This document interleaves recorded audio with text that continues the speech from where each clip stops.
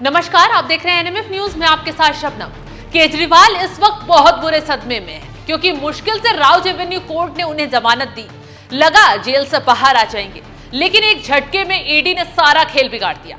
न सिर्फ हाईकोर्ट में रिहाई पर स्टे लगवा दिया, बल्कि सबूतों का ऐसा पिटारा खोल दिया कि जज साहब भी हैरान हो गए, क्योंकि कोर्ट में ईडी पूरे गुस्से में खड़ी थी। और ये गुस्सा न सिर्फ केजरीवाल की जमानत के फैसले से आया, बल्कि ईडी को यह गुस्सा आया राउज एवेन्यू कोर्ट की महिला जज की टिप्पणी से। तो इन महिला जज का नाम है न्याय बिंदु, और ईडी सवाल उठा रही है, आरोप लगा रही है कि ट्रायल कोर्ट ने ईडी की दलीलों पर गौर ही नहीं किया, ना ही ईडी के सबूतों को देखा गया। बस छूटते ही जमानत का फैसला सुना दिया गया। राउज एवेन्यू कोर्ट ने किस आधार पर सीएम केजरीवाल को जमानत दी, चलिए ये भी बताते हैं। दरअसल ईडी ने अपनी दलील में कहा था कि जांच एक आर्ट है और कभी कभी एक आरोपी को जमानत और माफी का लॉलीपॉप दिया जाता है और कुछ आश्वासन के साथ प्रेरित किया जाता है कि वे अपराध के पीछे की कहानी बताएं। लेकिन छूटते ही राउज एवेन्यू कोर्ट की विशेष जज न्याय बिंदु ने ईडी के इस तर्क पर सवाल उठा दिया और तुरंत टिप्पणी करते हुए कहा, प्रथम दृष्टया उनका दोष अभी तक सिद्ध नहीं हुआ है। यह संभव हो सकता है कि याचिकाकर्ता की कुछ परिचित व्यक्ति किसी अपराध में संलिप्त हों, लेकिन ईडी याचिकाकर्ता के खिलाफ अपराध की आय के संबंध में कोई प्रत्यक्ष साक्ष्य देने में विफल रहा है। जज साहिबा की टिप्पणी यहीं खत्म नहीं हुई।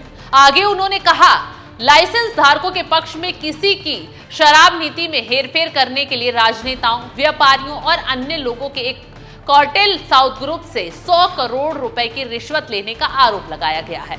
इस पैसे का इस्तेमाल गोवा चुनाव में करने का आरोप लगा है, लेकिन ईडी ये स्पष्ट करने में विफल रही है कि पूरे पैसों के लेन देन का पता लगाने के लिए उसे कितना समय चाहिए। ऐसा प्रतीत होता है कि ईडी का भी मानना है कि रिकॉर्ड में मौजूद सबूत याचिकाकर्ता के खिलाफ कार्रवाई करने के लिए पर्याप्त नहीं है।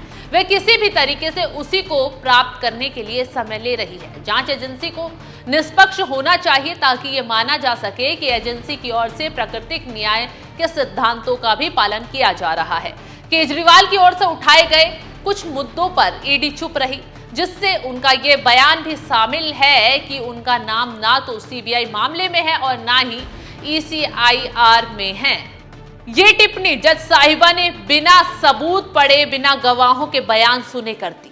अब सवाल यही उठ रहा है कि आखिर ऐसी कौन सी जल्दी थी कि जज साहब ने न सबूत देखे, न गवाहों के बयान पढ़े और उन्होंने जमानत का फैसला सुना दिया। यानी कि कोर्ट ने सीधे सीधे ईडी के सबूतों को, गवाहों को नकार दिया।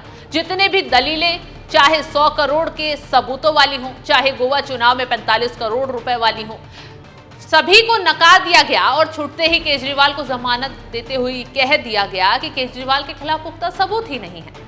आगे जज साहिबा ने क्या कुछ कहा, चलिए भी बताते हैं। जज साहिबा ने आगे कहा, ईडी ने ऐसा कोई सबूत पेश नहीं किया है जिससे यह पता लगे कि सह आरोपी विजय नायर ने केजरीवाल के कहने पर काम किया है। ईडी इस बात को भी साबित करने में विफल रही है कि विनोद चौहान और चरणजीत सिंह के बीच नजदीकी है।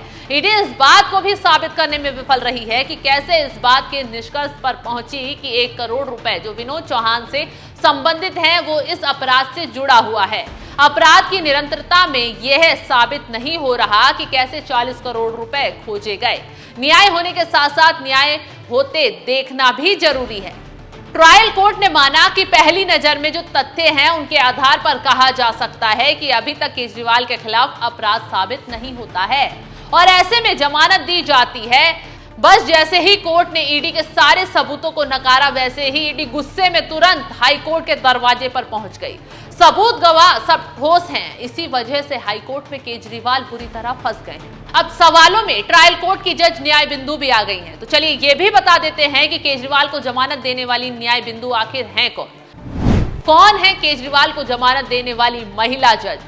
न्याय बिंदु दिल्ली के राउज एवेन्यू कोर्ट की विशेष न्यायाधीश हैं। विशेष न्यायाधीश न्याय बिंदु ने उत्तर पश्चिम जिले की रोहिणी अदालत में वरिष्ठ सिविल न्यायाधीश के रूप में कार्य किया है। वे द्वारका में वरिष्ठ सिविल न्यायाधीश के रूप में भी कार्य कर चुकी हैं। जज न्याय बिंदु को दीवानी और फौजदारी कानून का अच्छा ज्ञान है। वो सिविल और क्रिमिनल दोनों ही तरह के कानून से अच्छी तरह से वाकिफ हैं।